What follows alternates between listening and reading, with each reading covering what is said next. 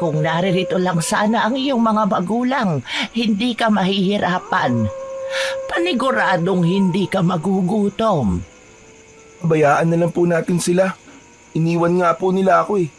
Kasi hindi nila ako mahal. Hindi ba, Lola? Kahit na. Parang tinakbuhan kanila ng kanilang responsibilidad eh. Ay nako, ano kaya kung magpaampon ka sa isang mayamang pamilya? Si Lola naman. Ayaw po kitang iwan, Lola. Ikaw po nagpalaki sa akin. Kaya obligasyon ko rin po na suklian ang kabutihan niyo po sa akin. Huwag kang mag-isip ng ganyan, Apo. Hindi naman kita inuobliga. Isa pa, ang bata mo pa. Kung kaya ko lang ang magtrabaho, sana hindi ka nahihirapan. Kayo mag-alala, Lola. Kapag lumaki na po ako, magtatrabaho po ako ng mabuti at nang may ahon ko po kayo sa hirap. Dahil sa hirap ng kanilang buhay, paminsan-minsan, tubig na lang ang naging pantawid gutom ng maglola. Hindi naman nagagawang makapagtrabaho ni Lola Jacinta. Gawa ng mahina na ang mga buto nito. Paminsan-minsan, kung magkataon na nakakalabas si Ongkoy at nakakapanglimos, kahit paano ay may pagkain siyang madadala sa kanilang bahay. Hindi naman nagrereklamo si Ongkoy dahil para sa kanya, hindi mahalaga ang kung ano mang yaman hanggat magkasama sila ng kanyang lola. Nang gabing yun, natulog silang dalawa na tanging tubig ang pinangtawid nila sa kanilang gutom.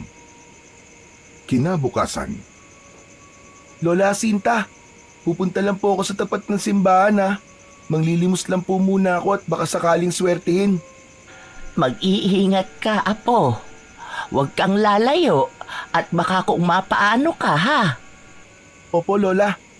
Kapag nakaipon na po ako ng sapat na pangkain natin sa araw na to, uuwi din po ako kagad. O sige, basta mag-iingat ka. Opo, Lola. Paalam po. Babalik din po ako kagad. Patakbong umalis si Ongkoy sa kanilang bahay, ni hindi na siya nakalingon sa kanyang lola. Ang tanging nasa isip niya ng mga oras na yon ay ang makalikom ng pera para meron silang pambili ng pagkain.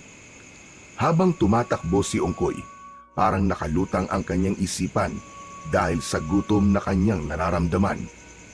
Walang ano-ano, sa hindi niya inaasahan, may nakabangga siyang isang ali na nakasuot ng maraming alahas at halatang mayaman. Ano ka bang pulubi ka? Bakit hindi ka tumitingin sa dinadaanan mo? Naku, patawad po, Ali. Hindi ko po sinasadya. Bakit? Nasaan ba ang mga magulang mo at pineperwisyo mo ang kalye rito? Hindi naman po ako namimirwisyo ah. Ang sakit niyo naman po magsalita. Totoo naman ah. Ni hindi mo nga magawang makatingin sa iyong dinadaanan eh. Patawad po. Hindi ko po kayo kagad napansin. Hindi ko matatanggap ang paghingi mo ng tawad. Ang dapat sa'yo, mawala sa kalyeng ito. Pagkatapos magwika ng Ali, buong lakas niyang itinulak si Ongkoy. Dahil dun, bumagsak ang bata sa lupa at nagkaroon ng galos ang kanyang kamay. Napaiyak na lamang si Ongkoy habang tinitingnan ang matapobreng Ali. Walang ano-ano, may mag-asawa na may katandaan ang nagmamadaling lumapit sa bata at sa Ali. Ano yung ginagawa mo sa bata? Bakit mo sinasaktan yan? Senyora Concha, kayo po pala. Nadapa po kasi siya kaya binala kong tulungan sana. Huwag ka nang magsinungaling, Alma.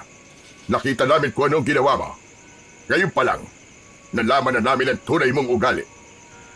Pero senyor, huwag ka nang magpaliwanag. Hindi namin kailangan ng isang tagapangasiwa ng negosyo na matapobre. Bukas, bumalik ka sa opisina at iligpit mo na ang mga gamit mo. Maawa naman po kayo. Yan lang po ang aking hanap buhay. Kung aalisan ninyo ako ng trabaho, paano na ako? Ahala ka sa sarili mo. Umalis ka na sa aming harapan. Alis! Iiyak na umalis ang aling umalipusta kay Ongkoy. Pilit namang tumayo ang bata. Saka nagpasalamat sa mag-asawang dumating para ipagtanggol siya. Napaiyak na rin siya dulot ng kanyang naranasan sa aling yun. Sa tanang buhay niya, yun ang unang beses niyang nakaranas ng pangaalipusta at pangmamaliit sa kapwa niya. Hindi niya inaasahang mararanasan pa niya yun sa isang taong parang kumpleto naman ang pinag-aralan. Huwag ka nang umiyak. Wala na ang aling yon. Akala mo kung sinong anghel kapag nasa trabaho. Ito pala ang tunay niyang ugali kapag nasa labas siya. Mabuti na lang at nakita natin. Teka, ano ba ang pangalan mo, iho? Ongkoy po, salamat nga po pala sa pagtatanggol niyo po sa akin. Ay, wala yon, iho. Ang mga taong kagaya ni Alma ay hindi dapat binibigyan ng pansin. Kumain ka na ba? Mukhang matamlay ka. Hindi pa nga po eh. Wala po kasi ako napaglilimusan. Abay, kung gayon, sumama ka muna sa amin at makakain ka. Hindi pa rin kami nakapag-agahan nang umalis kami sa mansyon. Niyaya nilang mag-asawa si Ongkoy at dahil sa gutom na kanyang nararamdaman, hindi na siya tumanggi sa mag-asawa. Pumunta sila sa isang kainan at doon binilihan nila Senyor Abdon ang bata ng makakain. Habang kumakain silang tatlo, naging panay ang tanong ng mag-asawa patungkol sa naging buhay ng bata. Hindi naman nag-alangan si Ongkoy na ikwento sa mag-asawa ang kanilang nais na malaman. Gusto mo bang sa amin ka na lang tumira? Wala kaming anak. At kung gusto mo, ikaw na lang ang magiging anak namin. Nag-aaralig ka namin. Bibilhan ng mga bagong damit at laruan at papakainin ng masasarap na pagkain. Naku, patawad po, pero hindi ko po matatanggap ang alok niyo sa akin. Abay, bakit naman? Ayaw mo ba sa amin? Mababait naman kami sa'yo. Pangako, hindi ka namin sasaktan at magbubuhay prinsipe ka sa mansyon. Sa ikalawang pagkakataon, tumanggi si Ongkoy sa naging alok ng mag-asawa. Inilahad niya ang mga rason niya, kaya wala na ring nagawa sina Senyor Abdon at Senyora Concha. Nag-usisa na lamang sila kung saan nakatira sina Ongkoy at hindi naman ito inilihim ni Ongkoy. Pagkatapos nilang kumain, nagpasya ang mag-asawa na bilhan ng pagkaing may uuwi niya si Ongkoy. Binigyan din nila ito ng pera, kaya labis ang naging pagpapasalamat ng bata sa kanila. Maraming salamat po talaga. Sobrang bait niyo po sa akin. Patawad na lang po kung hindi ko po matatanggap ang alok niyo. Hindi ko po kasi kayang iwan ng lola ko eh. Ayos lang yan. Nauunawaan ka naman namin eh. Basta, iho, kung may oras kami, bibisita kami sa inyo, ha? Opo, minsan lang naman po ako kung lumabas eh. Matapos ang kanilang naging usapan, nagpaalam na si Ongkoy na uuwi na sa kanilang bahay. Magiliw naman siyang pinayagan ng dalawa at sinabing magtatanong-tanong na lamang sila kung sakali kung saan man naroroon ang bahay ni Ongkoy. Nang umalis na ang bata, umalis na rin ang dalawang matanda. Nang mga panahong yun, walang paglagyan ang tuwa ni Ongkoy. Pasipul-sipul pa siya habang patakbong umuwi sa kanilang tirahan. Nung makarating na siya sa kanilang bahay, agad niyang tinawag ang kanyang lola. Lola! Lola Sinta! Lola, tingnan niyo po oh, may dala po akong pansit. Kumain na po kayo nang maibsan po ang gutom niyo, Lola. Aba, ay ang aga mo yatang nakauwi, apo. At may dala ka pang pansit. Hindi lang po yun, Lola. May pera pa po ko. Tuwang-tuwa na ipinakita ni Ongkoy ang kanyang pera sa kanyang lola. Noon din, kumuha siya ng pinggan at tinidor, saka isinalin doon ang dala niyang pansit. Ibinigay niya yun sa kanyang lola upang kainin ito. Napangiti naman ang matanda at nanabik sa pagkaing dala ng kanyang apo. Ubusin niyo po yan, Lola. Busog na po kasi ako eh. Mukhang sinuwerte ka ngayon, apo May dala pang pansit. Alam mo bang matagal na akong hindi nakakakain ito? Opo, Lola. Sobrang swerte po talaga. Alam niyo po ba, may mag-asawang mayaman na nagmagandang loob sa akin. Iniligtas po nila ako sa mapang-aping babae at pinakain pa po nila ako, saka binigyan po ako ng pera. Aba, ang galing ah. Teka, bakit hindi mo sila isinama rito at nang makapagpasalamat naman ako sa kanila? Sa susunod na lang daw po eh. Saka parang balak talaga nila akong dalawin. Baka naaawa po. Bakit naman, Apo? Ikinuwento ko po kasi sa kanila ang buhay natin at sinabi ko po sa kanila kung ano po ang kalagayan natin. Sinabi pa nga po nila na gusto raw po nila akong ampunin dahil wala po silang anak. Anong sinabi mo? Sabi ko po sa kanila, hindi po pwede kasi wala po kayong kasama at ayaw ko pong mawalay sa inyo. Ano naman ang tugon nila? Wala naman po. Ewan ko. Basta, ayaw ko pong sumama sa kanila. Hindi po kita iiwan, Lola. Pero malay mo, sa kanila pala gaganda ang kinabukasan mo, Apo. Ayoko po, Lola. Mas gusto ko pong nasa tabi nyo. Wala po akong pakialam sa mga material na bagay. Mas gusto ko po kasama ko po kayo. Pero Apo, isipin mo rin ang sarili mo.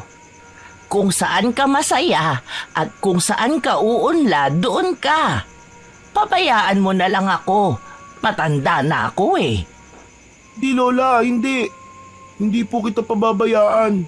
Hindi po kita iiwan kahit na ano pa man po mangyari. Wala nang nagawa ang matanda sa naging pasya ng kanyang apo. Sinabihan na lamang niya si Ongkoy na ito ang bahala. Basta mag-iipon ito para sa kanyang kinabukasan.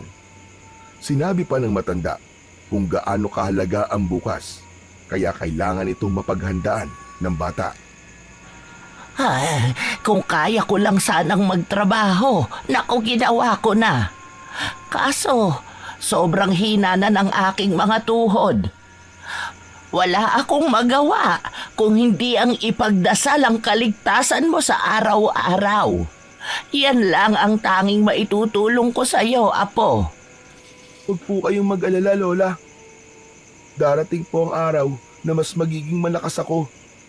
Maghahanap po ako ng trabaho at hindi na ako manlilimos para lang may makain tayo. Basta, huwag mo ring kalilimutan ng magdasal. Kailangan mo ng gabain ng Diyos sa araw-araw. Kahit ganito lang tayo, kung matibay ang ating paniniwala sa Kanya, makakaraos tayo. Patangulang si Ongkoy sa kanyang lola Sinta. Alam niyang may punto ang matanda, kaya sumang-ayon siya rito. Nang matapos na sa pagkain ang kanyang lola, nagpasya siyang dalhin na sa kusina ang pinagkainan nito. Minabuti rin niyang hugasan na ang mga pinagkainan nila ng nakaraang gabi at umigib na lang din ng tubig. Nung makaalis na siya sa kanilang bahay, sa hindi niya inaasahang pagkakataon, nakaramdam siya ng kakaibang kaba. Kailangan makauwi kagad ako. Baka kailangan ako ni Lola. Kahit anong baling niya sa ibang bagay, hindi pa rin nawawaglit sa kanyang isipan ang kanyang Lola Jacinta. Dahil dito, mas binilisan pa niya ang kanyang pag-igib hanggang sa makabalik siya sa kanilang bahay. Alam mo, Apo, pumunta rito ang mag-asawa. Ang bait pala nilang dalawa. Ano? Sino po? Ang mag-asawa na may katandaan na ikinuwento mo sa akin. Sina Senyor Abdon at Senyora Concha. May dala pa nga silang mga pagkain at bigas para sa atin. Bakit daw po sila pumunta rito, Lola? Wala naman, Apo. Bibisita lang daw sila. Dahil nangungulila raw sila sa'yo. Ano kanyo? Nangungulila? Hindi naman po nila ako kamag-anak ah.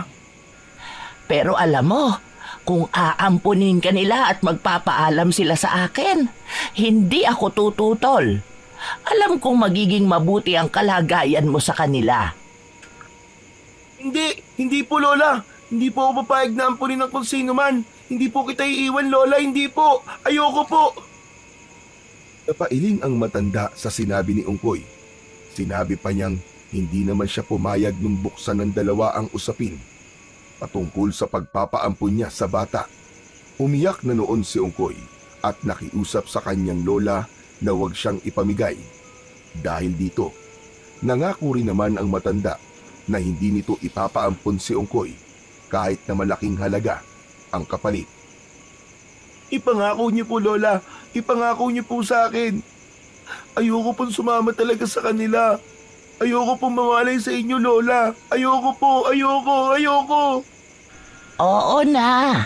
Basta, ipangako mo rin sa akin na magpapakabait ka at hindi ka magbibisyo. Huwag kang tumulad sa ibang bata riyan, ha? Po, pangako po, Lola. Hindi po ako magbibisyo. Mahal ko po kayo at hindi ko po kayang mawalay sa inyo, Lola. Dahil dinalhan ng mayamang mag-asawa sina Ongkoy ng bigas at mga uulaming dilata, minabuti niyang magsaing nang sa gayon ay meron silang magiging pananghalian. Kahit pa na gusto ng bata na magpasalamat sa dalawa. Pero kinabahan siya at kinutuban ng hindi maganda. Parang may kung ano sa kanyang isipan ang nagsasabi na ang lahat ng kabutihan nila ay may kapalit. At hindi pa niya alam kung ano yon. Kung ano man ang pakay nila o pinaplano, hindi ako papayag na mawalay kay Lola. Hindi ako magpapaampon kahit na anong mangyari. Upang makalimutan ang pangamba niyang nararamdaman, itinuon na lang ni Ongkoy ang kanyang pansin sa mga gawaing bahay. Tumigil na lamang siya nung oras na ng pananghalian at nagsalo silang dalawa ng kanyang lola Jacinta. Yun ang unang beses niyang nakapagsaing makalipas ang halos 3 linggo. At yun lang din ang unang beses nilang makatikim ng dilatang ulam. Kaya gano'n na lang ang kanilang pananabik. Nang matapos silang kumain, sa halip na bumalik sa lansangan para mamalimos ulit, nagkaroon ng oras si Ongkoy para maglaro kasama ang ibang bata. Hindi niya namalayan ng oras at natigil lang siya sa paglalaro nang mawari niyang madilim na ang paligid. Mabilis siyang tumakbo, pauwi sa kanilang bahay. Lola Jacinta? Lola Jacinta? Oh, bakit, apo? Ay, nandiyan lang po pala kayo. Wala naman po, Lola. Akala ko po kung napaano na po kasi kayo dahil hindi po kayo sumagot kaagad. Dahil madilim na rin ang paligid at may natira pa silang kanin, yun na lamang ang kanilang pinagsaluhan. Pagkatapos nilang kumain, nagpasya na silang dalawa na magpahinga na. Agad namang nakatulog ang matanda. Subalit kahit na anong gawin ni Ongkoy, ay hindi niya magawang makatulog. Pakiramdam niya ng mga oras na yon ay may mga matang nakamasid sa kanila ng kanyang lola mula sa siwang ng kanilang tagpi-tagping dingding. Bakit kaya hindi man lang ako dinadalaw ng antok? Ano kayang nangyayari sa akin? Nasa ganong sitwasyon siya nang makarinig siya ng mahinang pagyabag sa kanilang bubong. Inisip ni Ongkoy na baka pusa lang yun at naghahanap ng makakain. Kaya hinayaan na lang niya. Subalit pagkalipas lamang ng ilang minuto, nakarinig naman siya ng mahinang paghuni ng tiktik. Nakaramdam siya ng takot dahil doon, pero nilakasan na lang niya ang kanyang loob. Alam kong aswang ka. Kung sino ka man, huwag mo nang ituloy ang binabalak mo. Hindi ako natatakot sa'yo. Alam ni Ongkoy na ang kanyang lola Jacinta ang pakay ng aswang dahil may sakit ito. Kaya marahan siyang bumangon at kinuha ang itak. Napatingala rin siya at sinipat niya ang ibabaw ng bubong pero wala na siyang narinig pang ingay. Iisipin sana niya na nakaalis na ang aswang, ngunit may napansin siyang may tila nakausli sa bahagi ng kanilang bubong na may pawid. Alam ko kung nasan ka, kaya kung ako sa'yo, umalis ka na dyan! Matapos niyang wikain yun, ikiniskis niya sa bakal ang hawak niyang itak. Nakagawa yun ng ingay, kaya nanggalaiti ang aswang na nasa ibabaw ng bubong. Pagkatapos nito, may narinig na lang si Ongkoy na kalabog sa bubungan ng kanilang bahay. Paniguradong yun na ang aswang. Lumipat siya sa kabila. Apo, ano yon? Bakit parang may kalaban ka? Wala na po, Lola. Nakaalis na po ang aswang. Lumapit si Ongkoy sa bintana at sinubukang sumilip doon. Maswerte siyang maliwanag ang buwan, kaya kitang-kita niya ang labas ng kanilang bahay. Sinipat niya ng maigi ang bubungan ng kanilang kapitbahay At gano'n na lamang ang gulat niya nang mapagtanto niyang may nakasampang roon na isang itim na nilalang. Amoy rin niya ang malansang samyo nito, kaya nalaman niya kagad kung ano yun. Lola, may aswang po sa kabilang bahay at malamang yun po ang aswang na nanggaling dito sa atin. Buti at nagising ka nung dumating yon. Oo nga, abot hanggang dito ang malansang amoy niya. Ewan ko nga ba, Lola? Hindi kasi ako makatulog simula po kanina eh. Huwag ka kasing mag-isip ng kung ano-ano. Matulog ka na. Tiyak na hindi na babalik ang aswang na yun dito. Dahil niyaya siya ng kanyang Lola Sinta, walang nagawa si Ongkoy kung hindi ang sundin ang sinabi ng matanda. Muli siyang nahiga at ipinikit ang kanyang mga mata. Sa kabutihang palad, nakatulog siya at hindi na disturbo ang kanyang pag-idlip. Kinabukasan, saktong pagkagising nilang dalawa, nakarinig sila ng sunod-sunod na pagkatok sa kanilang pintuan. Tao po! Tao po! Lola Sinta! Ongkoy! Naririyan ba kayo? Ongkoy? Tia Jacinta? Tao po! Sandali po! Medyo nag-alangan si Ongkoy na pagbuksan ang dalawa. Subalit dahil sumenyas ang kanyang lola na papasukin ng mag-asawa, wala na siyang nagawa kung hindi ang pagbuksan ang mga ito. Magandang umaga, Ongkoy. Magandang umaga ho, Tia Jacinta. Magandang umaga rin po sa inyo. Ano pong pakay nila? Gusto sana naming yayain kang mamasyal kung ayos lang naman sa inyo. Wala kaming makakasama, kaya gusto ka naming dalhin. Ayos lang ba? Hindi ko po alam eh. Itanong na lang po nyo kay Lola. Ayos lang po ba, Tia Jacinta? Siya, sige. Basta iuwi nyo rito ang bata bago magtakip silim, ha? Pero wala po akong damit na maisusuot. Hindi na problema yan, iho. Binilang kita ng bagong damit kahapon. Talaga po? Oo naman, Ongkoy. Naawa kasi ako sa'yo kasi luman-luma na ang damit mo. Salamat po kung ganun. Hala, sige. Maligo ka muna roon at nang maisukat mo ang damit. Nakakahiya naman kung madudumihan mo kaagad yan. Agad na nagpaalam si Ongkoy para maligo. Naiwan naman ang tatlo at nag-usap sila patungkol sa bata. Nang makatapos na sa paliligo si Ongkoy, buong pananabik niyang isinukat ang damit. Dahil sa labis niyang pananabik, nakalimutan na rin niya ang sinabi niyang mas mahalaga sa kanya ang kanyang Lola Sinta kaysa sa anumang bagay. Aba, tamang-tama sa'yo, Apo. Bagay talaga. Talaga po ba, Lola? Oo, Ongkoy. Ako talaga ang pumili niyan at alam kong babagay yan sa iyo. Nagpasalamat si Ongkoy sa lalaki. Sinabi naman ng kanyang lola na pwede na silang umalis para mamasyal.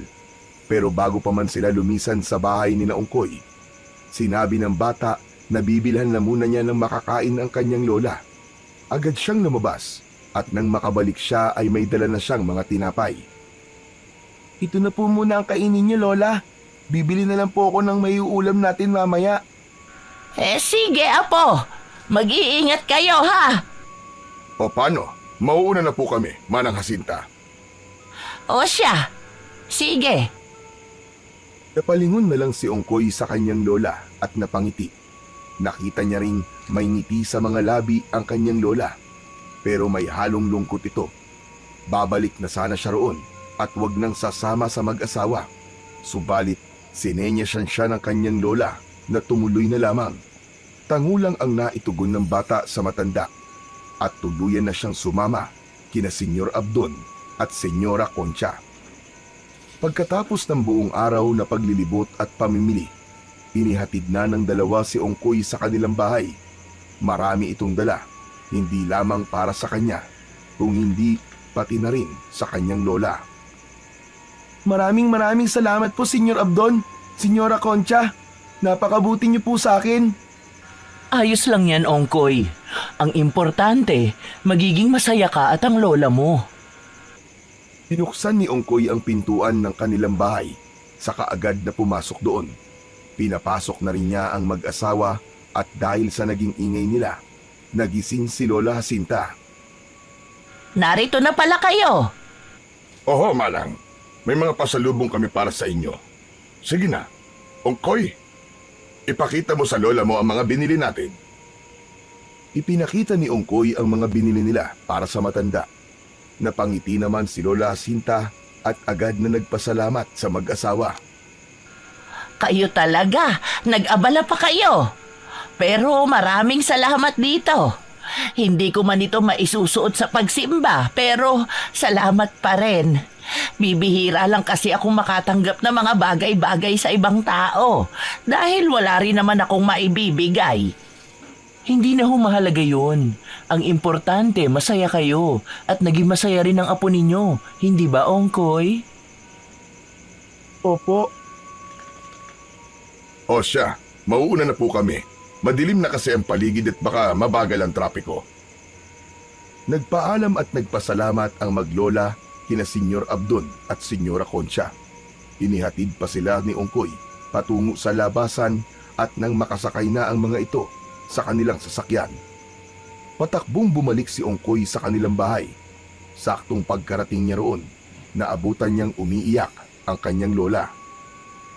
Hala, Lola, bakit po kayo umiiyak? Wala ito, apo. Natutuwa lang ako kasi kahit paano, napupunan nila ang mga pagkukulang ko. Huwag na po kayong umiyak, Lola. Hindi ko naman po kayo ipagpapalit kahit kanino eh. Ikaw pa rin po ang aking lola at hindi ko po kayo iiwan. Ang ikinakatakot ko lang, baka may pabor na hihingin sa atin ng mag-asawang yan at wala tayong magagawa kundi ang pumayag. Ano po ang ibig niyong sabihin, Lola? Baka dumating ang araw at kukunin ka nila sa akin. Baka iwan mo na ako kapag dumating ang panahong iyon. Lola, wag po kayo mag-isip ng ganyan. Hindi ko po kayo iiwan. Kahit na mahirap lang po tayo, hindi po ako aalis sa tabi niyo. Talaga, apo? Kahit na palagi ka nilang bibilhan ng mga bagong damit at sapatos?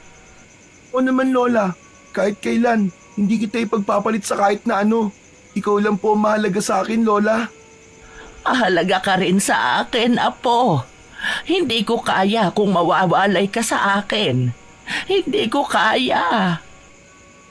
Dahil madilim na, naghanda na lang si Ongkoy ng kanilang magiging hapunan. Tumigil na rin naman sa pag-iyak ang matanda. At kahit paano ay naging kalmado na ito. Napagkasunduan nilang wag nang pag-usapan ang patungkol sa mag-asawang mayaman. Pinagsaluan na lang nilang dalawa ang dalang pagkain ni Ongkoy at hindi na sila nakapagsaing. Nang matapos na sila, pareho silang nagulat dahil may mga kaluskos sa ibabaw ng kanilang bubong. Huwag ka munang maingay.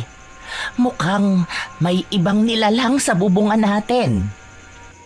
Kaya nga po, Lola. Sandali lang po. Kukuha lang po ako ng itak. Baka pasukin po tayo niyan. Nagmamadaling kumuha ng itak si Ongkoy at habang pabalik siya sa silid nila ng kanilang lola, nakaririnig siya ng mga paghuni sa paligid. Saktong pagkapasok niya, ganun na lang ang gulat ni Ongkoy nang mapagtanto niyang nakatulog ang kanyang lola.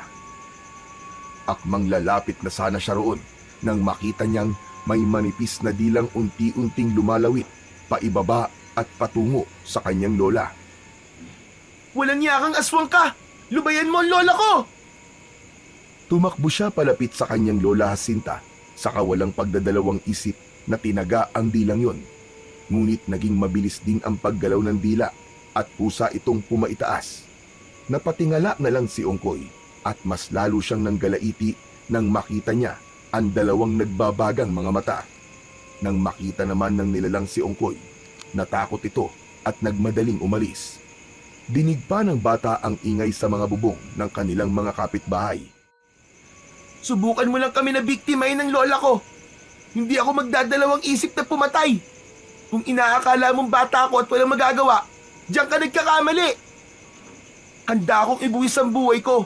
Maprotektahan lamang si Lola Jacinta.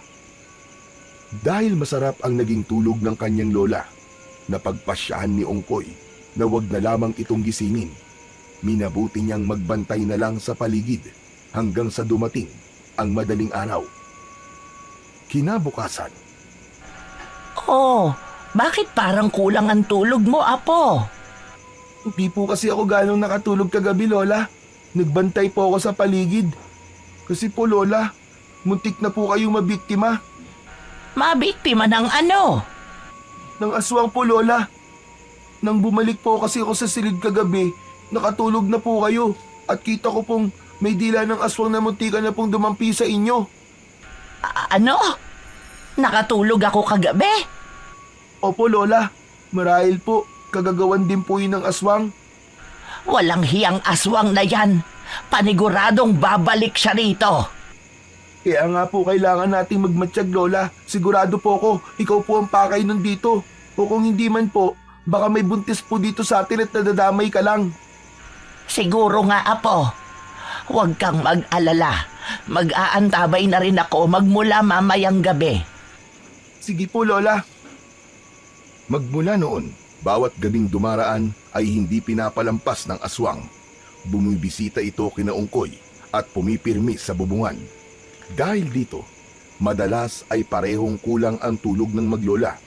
Hindi na rin napapadalas ang pagdalaw ng mayamang mag-asawa kina Lola Sinta at Ongkoy. Isang dapit hapon, sa hindi malamang rason ng dalawa, ay pareho silang hindi mapakali. Lola Sinta, kinakabahan po ako. Hindi ko po malaman yung dahilan. Ako rin, Apo. Para bang may nakamasid sa atin. O kung hindi man, parang may kung anong mangyayari. Hindi kaya dahil to sa madalas na pagbisita ng aswang sa atin, Lola? Hindi ko alam, Apo. Pero kailangan mong maghanda. Pakiramdam ko, sa bawat araw at gabing dumaraan, mas lalo akong nanghihina. Lola, wag ka po magsalita ng ganyan. Kapag nagkapera po ako, bibili ako ng bitamina po para sa inyo. Huwag na, Apo. Mag-aaksaya ka lang ng pera mo. Itabi mo yan para may magamit ka sa pagdating ng panahon. Hindi po. Ang pera po, makikita ko naman po yun, kikitain ko po yun. Mas mahalaga ka sa akin kaysa sa pera, Lola. Basta, unahin mo ang sarili mo. Matanda na ako at anumang oras kukunin ako ng Diyos. Lola, sinabi na po wag po kayo magsalita ng ganyan eh. Hindi ka pa po mamamatay. Hindi ba't minsan ka po nangako sa akin na hindi niyo po ako iiwan, Lola? Oo, Apo. Pero hindi natin kayang ilihis ang tadhana. Kung ano man ang nakaukit para sa akin at para sa iyo, kahit anong gawin pa natin, hindi natin yon mababago. Pero Lola, hindi ko po kayang mabuhay nang wala po kayo.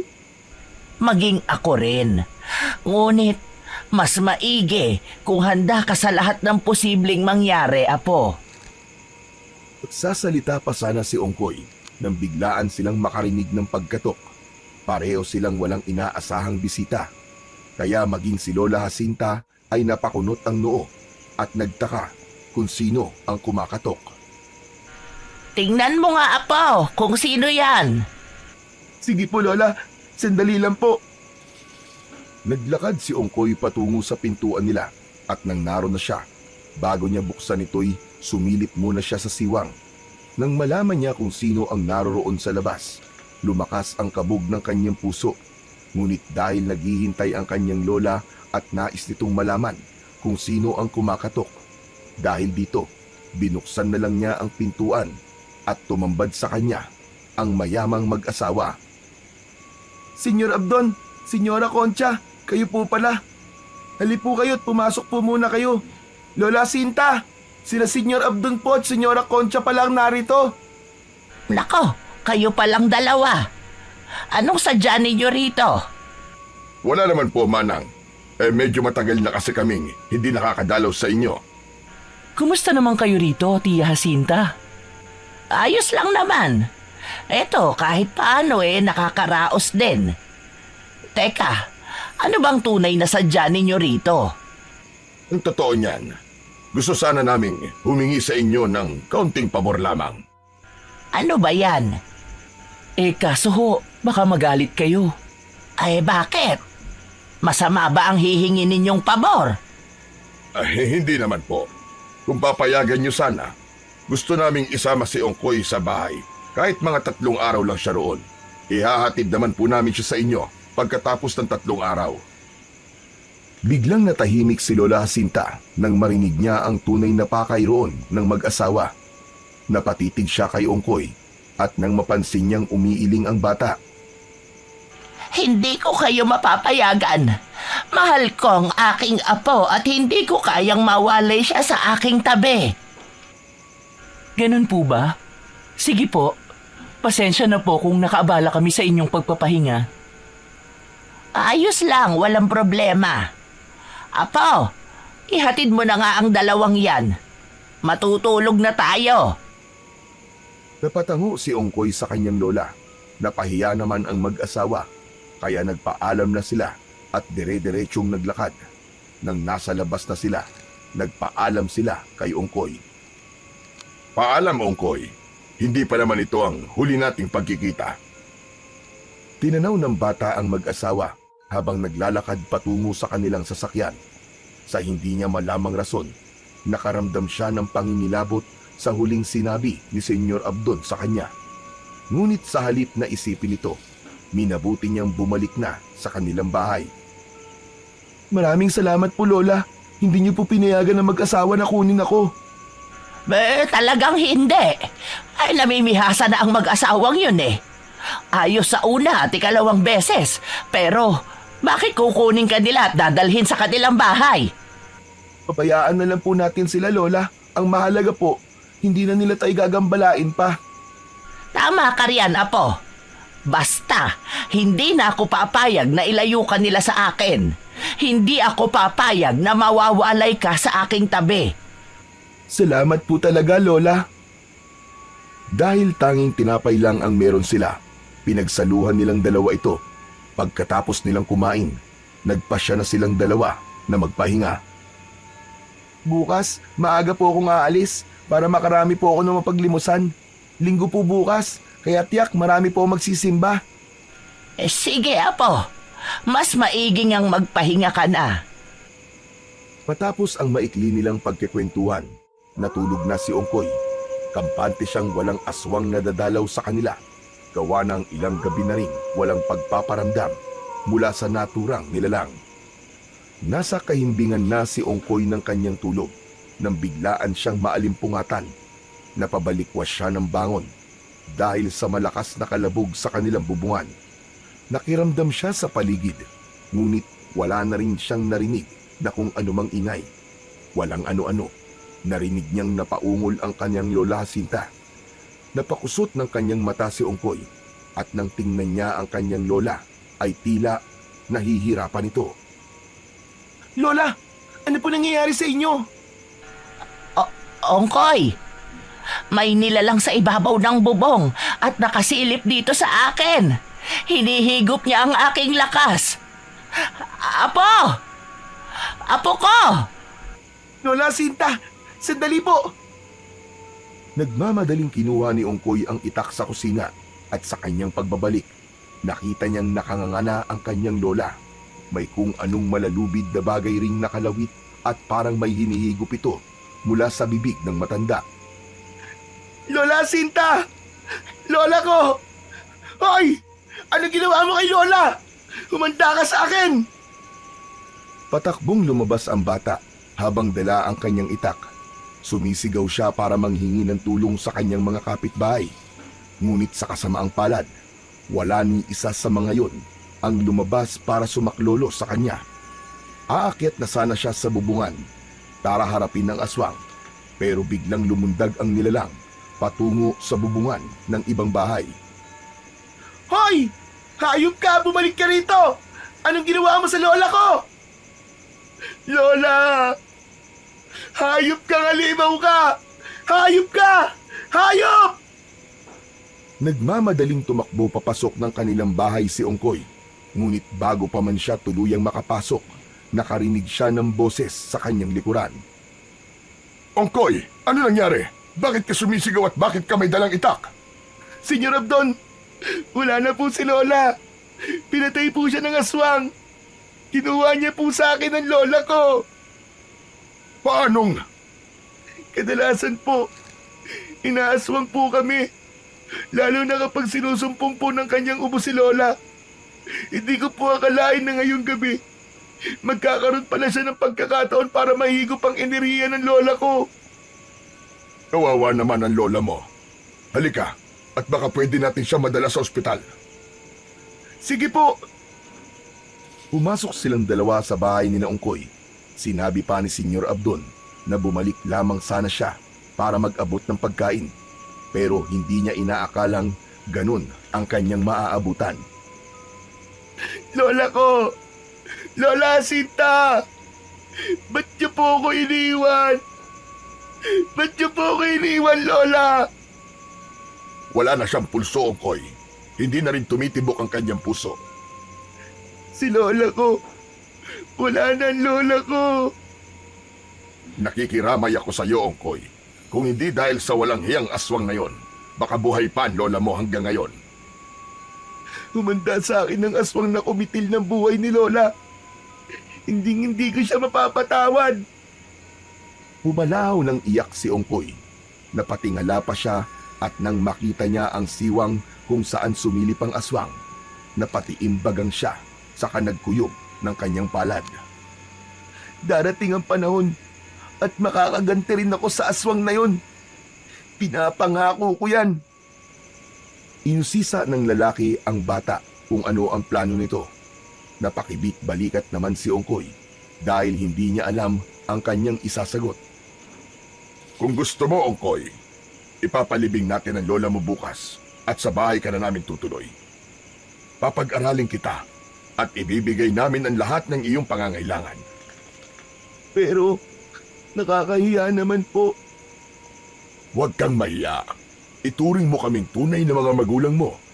Tawagin mo kong Papa Abdon at ang asawa ko pwede mo namang tawagin Mama Concha.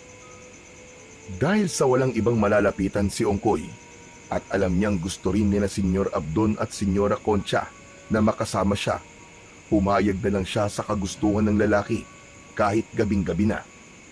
Dinala nila sa punerarya ang bangkay ng matanda, saka ipinaimbalsa mo ito. Bumili na rin sina Senyor Abdon ng kabaong para rito at kinaumagahan, ipinalibing na nila ang matanda. Handa ka na ba sa pagbabago ng iyong buhay? Hindi ko po alam. Pero pwede bang madalas po akong bumisita sa bahay namin para kahit papano po maibsa naman po ang lungkot ko. Ikaw ang bahala, iho. Basta kung ikakasaya mo, hindi kami tututol dyan. Maraming salamat po. Napakabait niyo po sa akin. Walang anuman, Ongkoy. O siya, tayo na. Hinihintay ka na ng Mama Concha mo. Napatango ang bata, kaya ng mismong sandaling yun, nagpasya silang dalawa na tumungo sa sasakyan ni Senyor Abdon. Agad silang bumiyahe patungo sa tirahan ng lalaki at nagtaka si Ongkoy nang mawari niyang patungo pala sila sa isang liblib na baryo. Akala ko po, sa syudad po kayo nakatira. Hindi, Ongkoy. Madalas kaming nasa bayan dahil mga transaksyon kami roon. Eto, malapit na tayo, kaya maghanda ka na. Sobrang liblib po talaga ng baryong to, no? May mga nakatira pa rin po ba dito? Oo naman, Ongkoy. Pero malayo rito ang kanilang bahay. Pinahinto ni Senyor Abdon ang kanyang sasakyan. Bago pa man gumalaw, iginala na muna ni Ongkoy ang kanyang paningin sa paligid at nang makita niya ang malaking bahay na nasa tapat lang nila, napanganga siya at humanga. Yan ang bahay namin. At magmula ngayon, magiging bahay mo na rin ito. Bumaba sila at ilang sandali pa. Mabilis namang naglakad si Senyora Concha para salubungin silang dalawa. Ongkoy, nandirito ka na. Akala ko hindi ka nasasama rito. Masaya ako at naparito ka. Pasok, dali. Agmula ngayon, dito na titira si Ongkoy sa atin. Pinatay ng aswang ang kanyang lola at walang ibang mag-aalaga sa kanya bukod sa atin. Diyos ko po, kawawa naman si Tia Jacinta. Nakikiramay ako sa iyo, Ongkoy. Salamat po. Oh, halina kayo at magpapahanda ako ng merienda ninyo.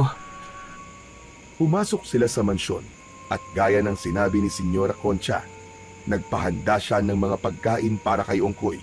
Naganda rin siya ng mga damit saka iba pang kagamitan ng bata. Kain lang ng kain ha, Ongkoy. Huwag kang mahihiya.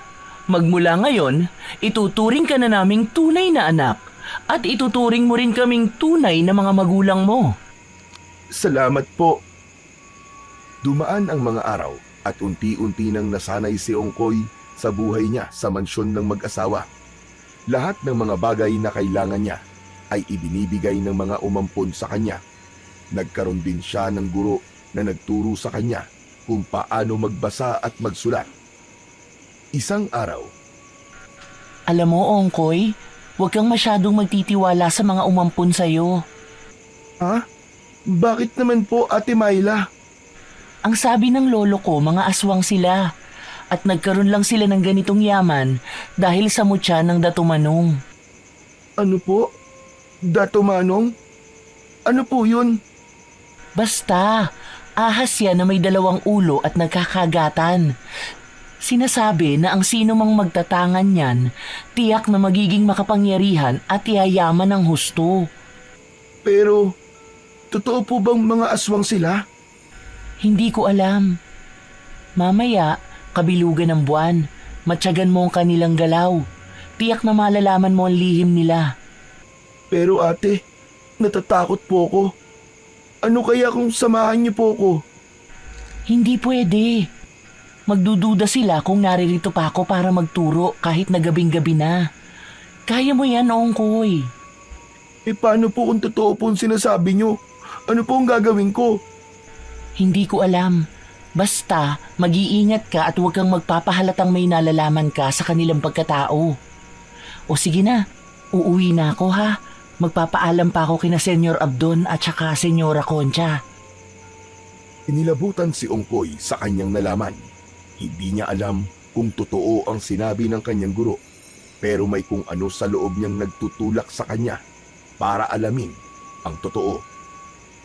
Hindi kaya may kinalaman sila sa pagkamatay ni Lola? Teka, ilang linggo na pala akong hindi nakakadalaw sa puntod niya. Bukas nga, dadalaw ako ron. Sumakit ang ulo ni Ongkoy sa kakaisip, kaya pumasok na muna siya sa kanyang silid para magpahinga. Nahiga siya sa malambot niyang kama at hindi niya namalayang nakatulog siya. Nagising na lamang siya nang katukin siya ni Senyora Concha upang makapaghapunan. Ongkoy, anak? Kakain na tayo. Lumabas ka na riyan. Sandali lang po, susunod na lang po ako. Nang wala na si Senyora Concha, sumunod na rin si Ongkoy sa kanya. Kailangan makapagpaalam ako sa kanila. Pupunta ako sa sementeryo bukas. Gusto kong dumalaw sa puntod ng lola ko. Nang makarating siya sa hapagkainan, sumabay siya sa pagkain sa kanyang Papa Abdon at Mama Concha. Napagkwentuhan naman ng dalawa ang patungkol sa pag-aaral ni Ongkoy, kaya magiliw namang ibinahagi ng bata ang kanyang naging karanasan. Wala bang ibang sinasabi sa iyo ang Ate Myla mo, Ongkoy? Sinasabing ano po, wala naman po kaming ganong napag-uusapan kung hindi ang patungkol lang po sa aming leksyon. Baka kasi kung ano-ano na ang sinasabi niya para siraan lang kami. Hindi natin gaanong kabisado ang ugali ng babaeng yun. Wala naman po, pero kung meron man, kayo po ang unang makakaalam. Huwag lamang siya magkakamali na magkwento ng mga hindi makatotohanang bagay sa iyo. Ayoko may lumason sa utak mo. Basta anak, kung may problema ka patungkol sa guru mong yun, sabihin mo lang. Anumang oras ay kaya natin siyang palitan. Sige po. Siya nga po pala, Papa Abdon, Mama Concha. Pwede po ba akong dumalaw sa puntod ni Lola Jacinta? Huwag muna, anak. Masyado pa kaming abala ng mama mo. Marami pa kaming inaasikaso. Kung magkakaroon kami ng oras, sasamahan ka namin. Pero nangungulila na po kasi ako sa kanya eh. Kahit na ako na lang po ang dadalaw ron. Kapag sinabi kong sa susunod na lang. Pero po, Wala ng pero-pero. Ako ang masusunod sa pamamahay na ito. Huminahon ka, Abdon. Maghunos dili ka. Anak natin yung kausap mo. Awad, Ongkoy, kung nagalit ako. Sa susunod na lang. Pwede ba yon? Medyo abala pa kasi kami dahil sa dami ng kliyente. Basta, pangako. Kapag nagkaroon na kami ng oras, 3 tayo na dadalaw sa lola mo. Pangako yan. sige po, pitiisin ko na lang po muna ang pangungulila ko sa kanya. Pagkatapos kumain ni Ongkoy, nagpasya siyang pumasok kagad sa kanyang silid. Halos walang paglagyan ang kanyang sama ng loob dahil sa inasta ng kanyang Papa Abdul. Napaiyak na lang siya ng tahimik, gawa ng sobrang pangungulila niya sa kanyang lola. Nasa ganong kalagayan siya nang makarinig siya ng mga yabag sa tapat ng pintuan niya. Nagtaka siya kung ano yon, pero minabuti niyang wag na lamang pansinin. Mas pinili ni Ongkoy ang maiblip upang kahit paano ay makalimutan niya ang kanyang lola Sinta. Makaraan ang ilang oras, nagising siya dahil sa ingay na nagmumula sa labas ng kanilang bahay. Ano kayang meron? At parang may pinagkakaguluhan ng mga tao sa labas. Dulot ng kanyang pagiging kuryoso, minabuti niyang maglakad patungo sa pintuan. Ninais ni Ongkoy na lumabas sa kanyang silid upang tignan kung ano ang nangyayari sa labas. Ngunit laking gulat niya dahil nung subukan niyang buksan ang pintuan, hindi niya magawang itulak ang pinto. Walang ya! Sinadya ba nilang ikandado ako dito? Hindi! Kailangan ko makalabas dito! Kailangan ko malaman kung ano nangyayari sa labas! Naghanap ng pwedeng daanan si Ongkoy hanggang sa makita niya ang bintana. Walang takot siyang dumaan doon, kahit pa na malaki ang posibilidad na mahulog siya. Nang makalusot siya sa bintana, naging maingat siya. Umapit siya ng maigi at ibinalanse ang katawan niya upang hindi mahulog. Pagkarating niya sa tapat ng bintana ng kwarto ng umampun sa kanya, naaninag niya ang mga taong nasa labas. Bunsod nito, naghanap ng pwesto si Ongkoy hanggang sa klaro na sa paningin niya kung ano ang talagang nangyayari. Hindi! Totoo ang sinabi sa akin ni Ate Myla. Mga aswang nga sila! Kitang-kita niya kung paano katayin ng mga naroroon ang isang lalaki at inilalaga nila ang hiniwang parte ng katawan nun sa malaking kawa. Naghalo-halo na ang emosyong nararamdaman ng bata. Nasa kalagitnaan siya ng kanyang pagmamasid nang marinig niya ang tinig ng mag-asawang umampun sa kanya. Sigurado ka bang hindi makakalabas ang batang yon? Mamaya, baka masaksihan niya ang piging sa labas ng bahay. Oo, tama ka. Ikinandado ko ang pinto ng kwarto niya. Abdon, may aaminin ako sa'yo. Ano yung Concha? Ano na naman ang ginawa mong mali? Wala naman. Ang totoo niyan, ako ang pumatay sa matanda. Sa matanda? Kay Jacinta. Pinatay ko siya para makuha natin ang bata. Walang hiya. Kaya pala hindi ka na nakasabay sa akin. May iba ka palang pakay. Teka. Saan mo ba inilagay ang datumanong? Baka mamaya pagkainteresan niya ng ibang aswang at kunin sa akin. Sandali lang. Napatiim bagang si Ongkoy dahil sa kanyang narinig. Halos maiyak siya, pero pinigilan niya ang kanyang sarili para hindi siya mahuli ng dalawa. Ilang sandali pa, narinig ni Ongkoy ang paglangit-ngit ng pinto, kaya agad siyang napatago. Bahagya rin siyang sumilip sa dalawa nang nakapasok na sila sa silid. Ito, nasa ilalim ng lagayan ko ng damit. Inilagay ko sa maliit na baul para hindi madaling makita. Magaling kung ganon. Ingatan natin ang maigi ito. Alam naman natin na dito nagmumula ang yaman at kapangyarihan. At tiyak na sa kangkungan tayo pupulutin kapag nagkataon. Sige na, ibalik mo na yan at bababa na tayo. Paniguradong luto na ang isinalang nila. Ay bagong dating palang bihag na batang babae. Baka mahuli tayo. Kailangang sa atin ang kanyang atay. Ibinalik ni Senyor Abdon ang maliit na baul sa kanyang lagayan ng damit sa kaminabuti ng mag-asawa na bumalik sa labas. Mga walang niya kayo! Kayo pala ang pumatay sa lola ko! Hindi ako papayag na hindi ako makaganti sa inyo! Kahit pa naging mabuti kayo sa akin. Pero hindi ko papalampasin ang ginawa niyo kay lola! Lalong-lalo ka na, Concha! Nag-isip ng paraan si Ongkoy kung paano siya makakaganti sa mag-asawang kumukup sa kanya.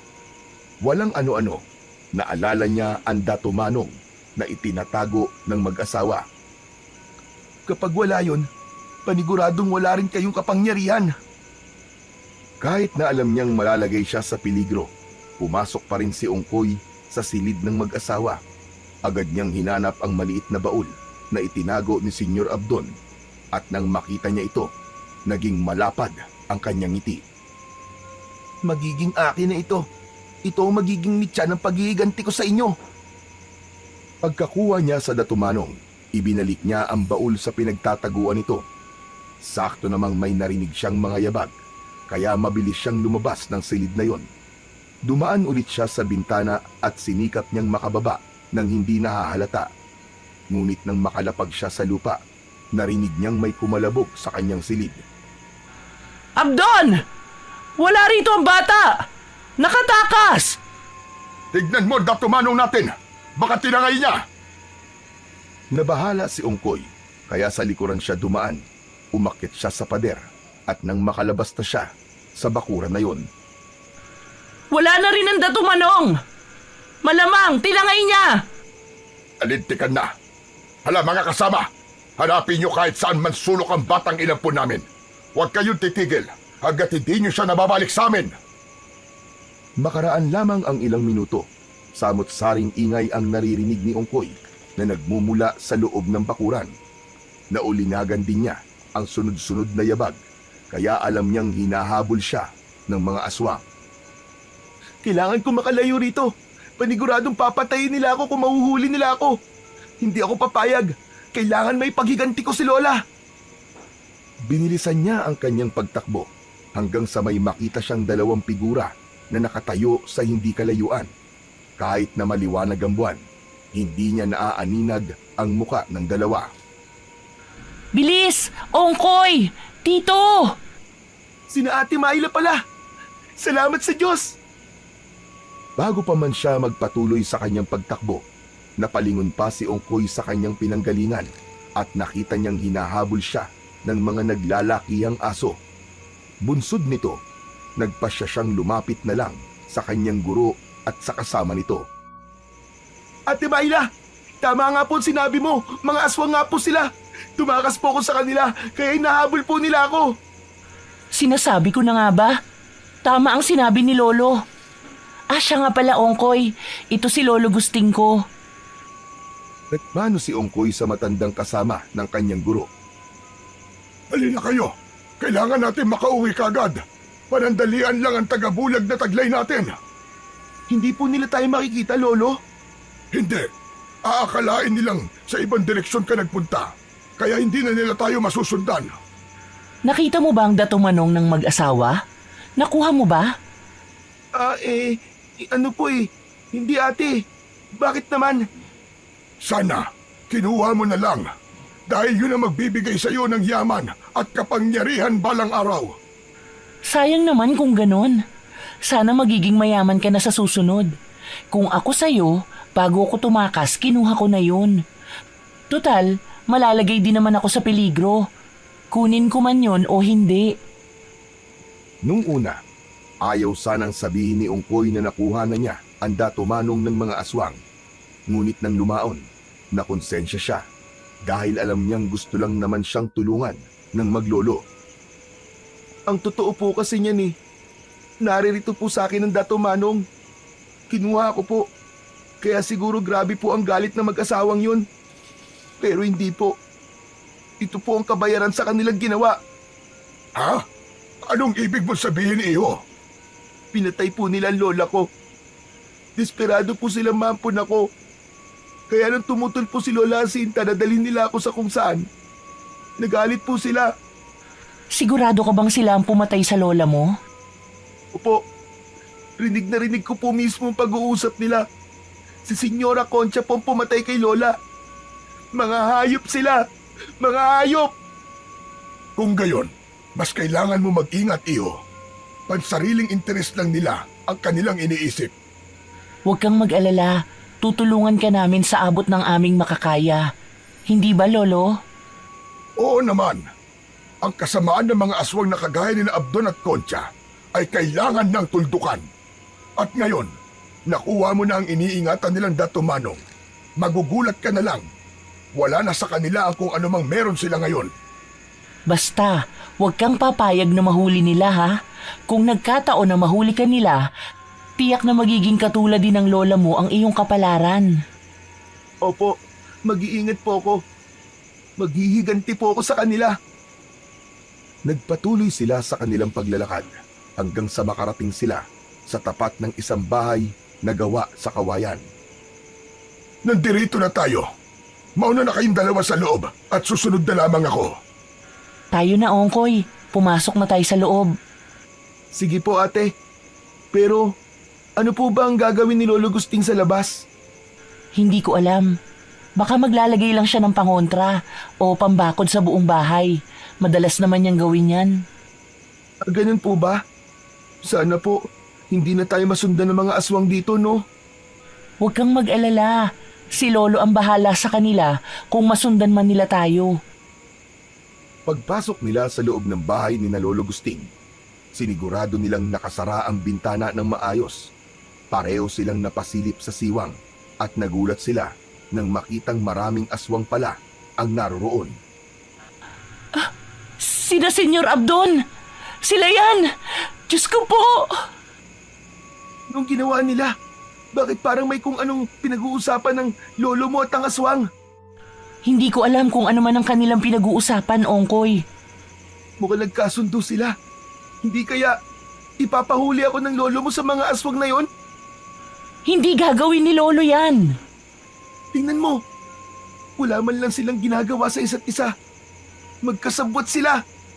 Magkasabwat kayo! Nagmadaling lumapit si Ongkoy sa bintana.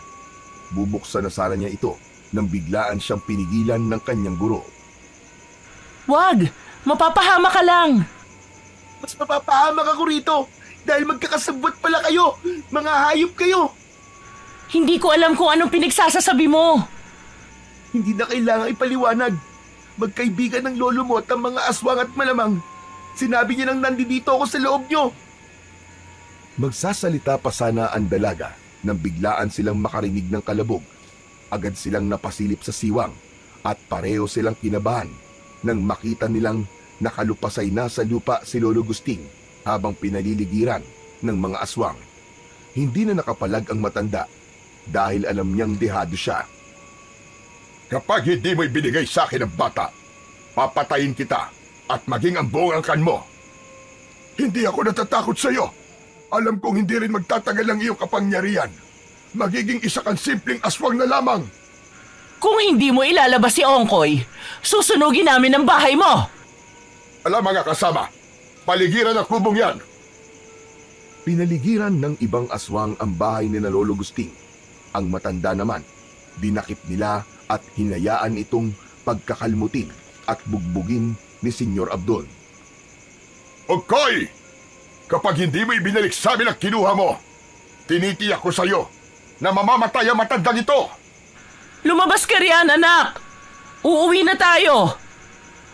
Pangako! Dadalaw tayo sa puntod ng lola mo! Bawat araw!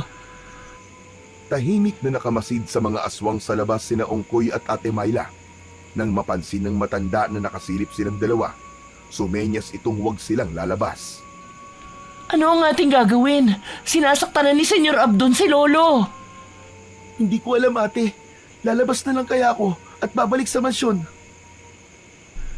Wag! Kapag ginawa mo yun, magiging walang saysay ang pagtakas mo. Nandito ka na. Hindi ka na dapat pang bumalik sa mansyon.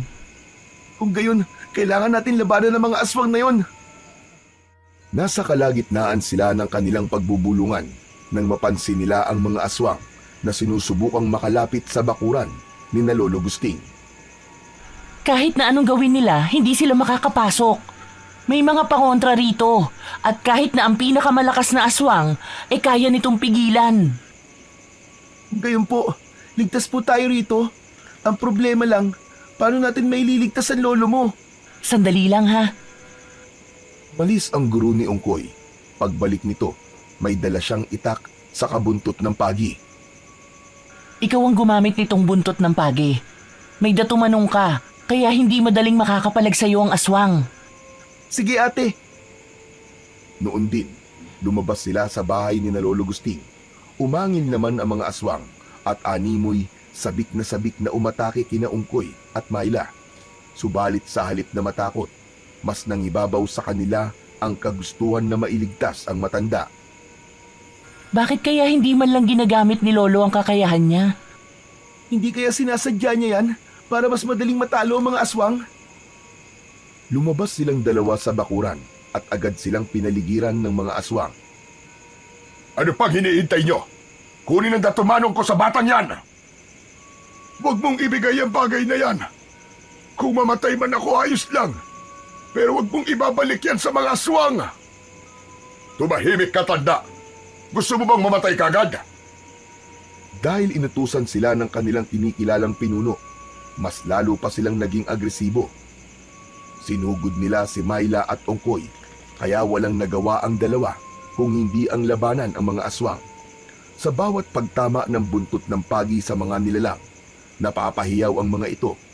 Kahit pa na anong ilag nila, hanggat nakatuon sa kanila ang atensyon ni Ongkoy, nagiging walang silbi yun. Mas galingan niyo pa! Baka magbago ang isip ko at ibalik ko ang datumanong sa inyo! Huwag kang magpakakampante, Ongkoy. Mga aswang ang kalaban natin. Sige lang ate, nandirito na tayo, kaya kailangan nating tapusin to. Hindi nakaramdam ng pagod sina Ongkoy. Ang bawat aswang na lumalapit sa kanila, nilalatigo niya yun ng buntot ng pagi. Kapag mabubuwal sa lupa ang mga ito, agad din itong pinupugutan ng ulo ni Myla. Sa maikling panahon lamang, lahat ng mga aswang na sumubok na paslangin sila ay nagawa nilang patumbahin. Hindi ko inaakalang may tinatago pala kayong kakayahan sa pakikipaglaban. Lalo ka na, Ongkoy. Mga hayop kayo! Kayo ang pumatay sa lola ko! Magbabayad kayo ng mahal! Anong pinagsasabi mo, ha? Huwag ka na magmaang-maangan pa! Lalong-lalo ka na, Concha! Ikaw pala ang umatake sa bahay ng gabing yon. Kung nalaman ko lang sana kagad, nilaso na lang kita! Wala na ang lola mo. At kahit na anong gawin mo, hindi na siya mabubuhay muli. Ang pwede mo lang gawin ngayon, ibalik ang datumanong at sumama sa amin pabalik sa mansyon. Hindi! Mga demonyo kayo! Kita ko kung paano nyo kinatay ang inyong biktima. Kung alam ko lang na aswang kayo, una pa lang, ay hindi na ako sumama sa inyo. Huling pagkakataon mo na ito, Ongkoy. Ibalik mo sa amin ang datumanong at sumama ka sa amin o papatayin namin ang matanda sa kayang apo niyang traidor. Huwag kang makinig sa kanya, Ongkoy. Kung gagawin mo yan, papatayin ka lang din niya. Ang dapat sa mga aswang na kagaya nila ay pinapatay. Akmang magpupumiglas pa sana si Lolo Gusting nang biglaan siyang sinakal ni Senyora Concha. Bitawan mo ang lolo ko! Ito ang nararapat sa'yo! Susugod na sana si Myla para tagain sa likuran si Senyora Concha nang biglaan siyang harangan ng dalawang aswang na siyang dumakip kay Lolo Gusting. Wala itong nagawa kung hindi ang manlaban. Subalit sa kasamaang palad, naging walang silbi ang itak niya sa lakas ng dalawang aswang. Kahit na anong piglas nito, ay hindi siya pinakawalan ng dalawa. Nang makita naman ni Senyora Concha na hinahawakan na ng dalawa si Myla, ibinaling niya rito ang kanyang pansin. Isa kang ang traidor! Talagang nararapat kayong mamatay ng iyong lolo! Mas traidor ka, Concha! Mas demonyo ka! Pakawalan niyo sila! Hindi. Ibigay mo muna sa amin ang datumanong at sinisiguro kong pakakawalan ko silang dalawa. Hindi! Kailangan pakawalan mo muna sila! Bago ko ibigay ang datumanong. Nang mga panahong yun, Inuha ni Ongkoy sa kanyang bulsa ang bagay na hinahanap ng mga aswang. Ipinakita niya ito sa mag-asawang aswang. O sige, kayo ang mamili. Itatakas ko ito, papakawalan niyo ang dalawang yan. Tignan na lang natin kung sino mawawalan ng yaman at kapangyarihan. Sige, sige. Pakakawalan namin ang isa sa kanila at ibibigay mo yan sa amin. Kapag naibigay mo na, saka ko na pakakawalan ng isa pa. Huwag kang pumayag, Ongkoy. Iisahan ka lang nila. Nagalit si Senyor Abdon kay Lolo Gusting dahil sa sinabi nito. Kaya buong lakas niyang sinuntok sa tiyan ang matanda. Agad na napasukan ng dugo si Lolo Gusting, kaya napasigaw na si Myla. Si Lolo na lang ang pakawalan ninyo at ako ang gawin ninyong bihag. Maawa kayo sa kanya. Hindi, kailangan dalawa kayo ang pakakawalan. O sige, pakakawalan ko ang dalawang ito. Pero iabot mo sa akin ang Dato Manong. Pakawalan mo muna sila. Napailing na lang si Senyor Abdon sa sinabi ni Ongkoy. Napatawa naman si Senyora Concha dahil sa pagmamatigas ni Ongkoy. Walang ano-ano, parehong pinakawalan sina Lolo Gusting at Myla. At dahil hilang hinana ang matanda, nabuwal na lang ito sa lupa. Lolo Gusting, sandali po at aalalayan kita. Yan na, pinakawalan ko na sila. Ibigay mo na sa akin ang Dato Manong ko. Lumayo ka sa akin, Apo. Tulungan mo na lang si Ongkoy. Huwag mong ibigay sa kanya ang Dato Manong, Ongkoy. Matapos magwika ni Lolo Gusting, mabilis siyang napatayo. Itinulak niya rin si Myla para makapunta ito kay Ongkoy. Tumakas na kayo! Bilisan nyo! Pagkasigaw ni Lolo Gusting ng mga katagang yon, may hinugot siyang patalim sa kanyang tagiliran at walang pagdadalawang isip na sinaksak niya sa leeg si Senyora Concha. Nangisay ang senyora at sumirit ang dugo mula sa kanyang sugat. Ilang sandali lang, nabuwal na ito sa lupa. Hayop ka! Magbabayad ka sa ginawa mo sa akin! Tumakas na kayo habang may panahon pa! Ako nang bahala rito! Humanda ka, matanda ka! Papatayin kita! Sa halip na alalayan ang kanyang asawa, hinarap ni Senyor Abdon si Lolo Gusting. Nagulat pa siya nang makita niyang hindi naman pala mahina ang matanda. Inihanda na lang din ng matanda ang kanyang sarili at nang makita niyang nakalayo na sina Myla at Ongkoy, napangisi ito. Katapusan mo na ngayon, Abdon! Ikaw ang tapos sa ating dalawa, tanda! Nilabanan ni Lolo Gusting si Senyor Abdon. Kahit na matanda na ito, kung ikukumpara sa aswang, hindi siya nagpatinag dito. Subalit, dahil aswang ang naging kalaban niya, hindi nagtagal at nabuwal siya sa lupa. Ang hinihintay mo, aswang! Patayin mo na ako! Pero isa lang ang masasabi ko. Kahit ilang beses mo pa akong patayin, hindi mo na mababawi ang Dato Manong kay Ongkoy! Hindi totoo yan. Makukuha ko pa rin ang Dato Manong ko. Papatayin kita. Papatayin ko kayong lahat! Magsasalita pa sana si Lolo Gusting nang biglaan siyang inapakan sa ulo ng aswang. Nadurog ang bungo niya at nang mapagtanto ni Senyor Abdon na wala ng buhay ang matanda, winakwak nito ang tiyan nun sa kakinain ang puso at atay. Abdon! Tulungan mo ako! Tulungan mo at sarili mo, Concha. Hahabulin ko pa mga bata at kukunin ang ninakaw nila mula sa akin. Maawa ka! Abdon!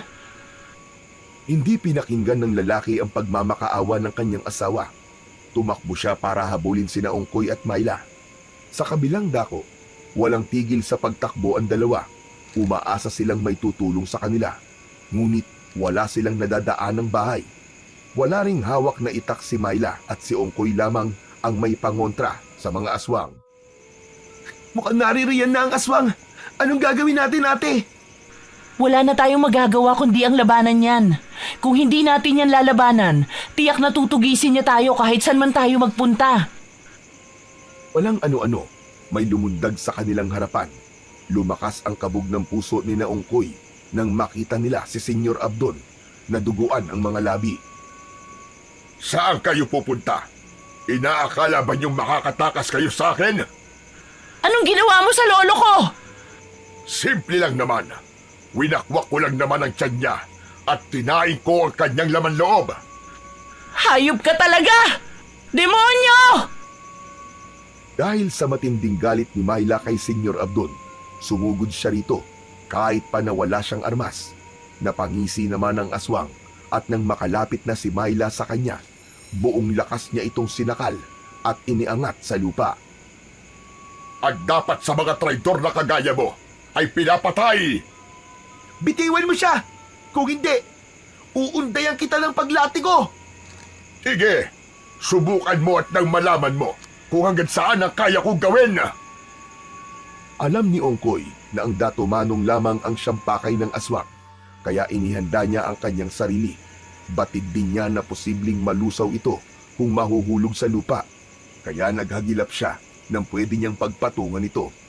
Nang lumaon, may nakita siyang malapad na bato, kaya doon niya inilagay ang Dato Manong. Ito na ang Dato Manong! Pakawalan mo si Ate Myla at hahayaan kitang makuha ito! Sige, pero siguraduhin mo lang na hindi mo ko iisahan, bata. Sige na, pakawalan mo na siya! Nang mismong sandaling yon, pinakawalan ni Senyor Abdon si Myla.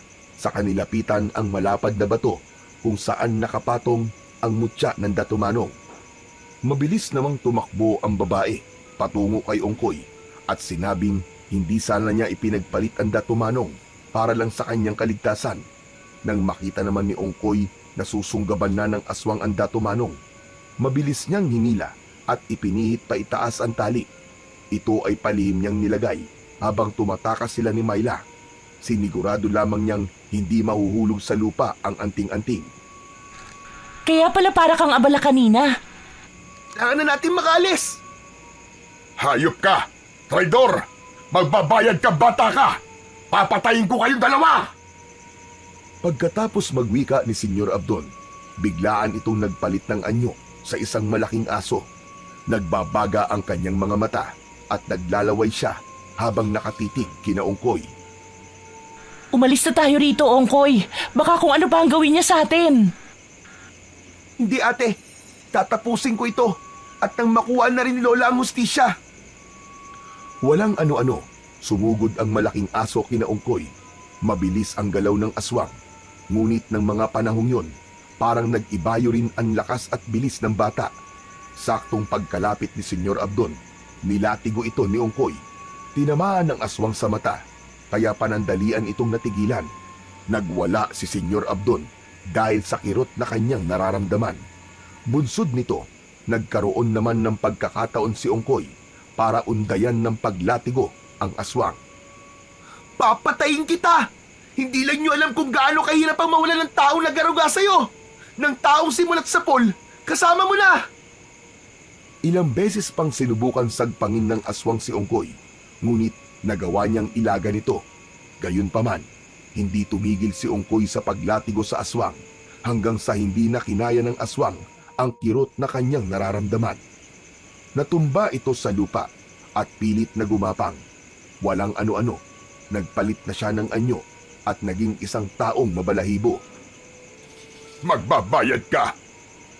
Magbabayad ka sa ginawa mo, Ongkoy! Hindi ka matatahimik! Wala akong dapat na pagbayaran sa'yo. Kayo ang may malaking atraso sa akin. At ngayon, ako naman ang maniningil. Huwag kang pakampante na nasa iyo ang Dato Manong. Darating ang panahon at may makakakuwang iba niyan. Kung gagamitin lang din naman ang makakakuha sa kabutihan, walang problema sa akin. Pero ikaw, dahil hindi mo nahawak ang Dato Manong, wala ka ng silbi. Kaya pa kitang patayin, bata. Kayang-kaya pa kitang patayin. Eh di gawin mo. Ang dami mo pang sinasabi. Napangisi ang aswang. Sinubukan itong bumangon, ngunit mabilis siyang sinipa ni Ongkoy. Muli siyang natumba sa lupa at sa pagkakataong yun, nakatihaya na siya. Itarak mo sa puso niya ang dulo ng buntot, Page. Dali! Napatango si Ongkoy sa sinabi ng kanyang guro. Bago pa man makabangon ulit ang aswang, itinarak ng bata sa puso ng aswang ang dulo ng buntot ng Pagi. isang malakas na hiyaw na lang ang nagawa ni Senyor Abdon dahil doon. Ngayon, makakamit ko na ang hustisya. Alam kong patay na rin si Concha, kaya wala na akong dapat pang intindihin. Agad na binawian ng buhay si Senyor Abdon dahil sa lasong naroroon sa matulis na dulo ng buntot ng pagi. Nagpasya na rin sina Ongkoy at Myla na umuwi na sa bahay ni Lolo Gustin. Nang naroon na sila, minabuti nilang iligpit ang bangkay ng matanda at ilibing na lamang. Ang ipinagtataka lamang nila na wala roon ang bangkay ng mga aswang na kanilang napaslang. Pareho na po tayong walang kaagapay, ate. Ano kaya kung magtulungan na lang tayo? Pwede rin naman. Para kahit papano, pareho tayong hindi mahirapan. Pareho tayong nawala ng mahal sa buhay. Pero kailangan nating magpakatatag. Hanggang sa tuluyang lumaki si Ongkoy, kasakasama na niya ang kanyang ate Myla. Marami silang pinasok na negosyo at sa kabutihang palad, lahat yun ay naging matagumpay. Naging sobrang yaman ni Ongkoy at nagkaroon din siya ng mataas na katungkulan sa politika. Si Myla naman, nagkaroon ng malaking negosyo ng mga tela na nagsusupply sa buong bansa. Ang perang ito ay para sa mga mahihirap. Ibibigay natin ito sa kanila, ate.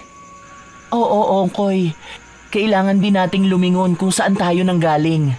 Ngayong malayo na ang ating narating, dapat nakaapak pa rin sa lupa ang ating mga paa. Kada linggo, namimigay sila sa mga tao. Naging bukas din ang kanilang mansyon sa mga nais manghingi ng tulong. Kailanman, hindi nila pinagdamutan ang mga taong lumalapit sa kanila, lalo na ang lubos na nangangailangan. Habang patagal ng patagal, mas lalo pang yumaman sina Ongkoy. Hindi rin nila nakalimutang magpasalamat sa Diyos dahil sa mga biyaya na kanilang natatanggap. Gayunpaman, hindi sinabi ni Ongkoy ang katotohanan sa mga tao na nakuha niya ang datumanong ng mag-asawang aswang na minsan ding naging makapangyarihan sa buong angkan nito. Mas pinili ni Ongkoy na gamitin ang mutya ng datumanong sa kabutihan. Kasabay nito ang lihim niyang pagbabantay sa paligid kung sakali man na muling magasik ng lagim ang mga aswang. Nakahanda siyang ipagtanggol ang mga inosenteng tao laban sa mga kampon ng kadiliman at hindi siya papayag na may aswang na muling magmamay-ari ng datumanong. Ipinangako niya sa kanyang sarili na kahit kailan ay pangangalagaan niya ito at hindi na kailanman maghahari ang kasamaan laban sa kabutihan.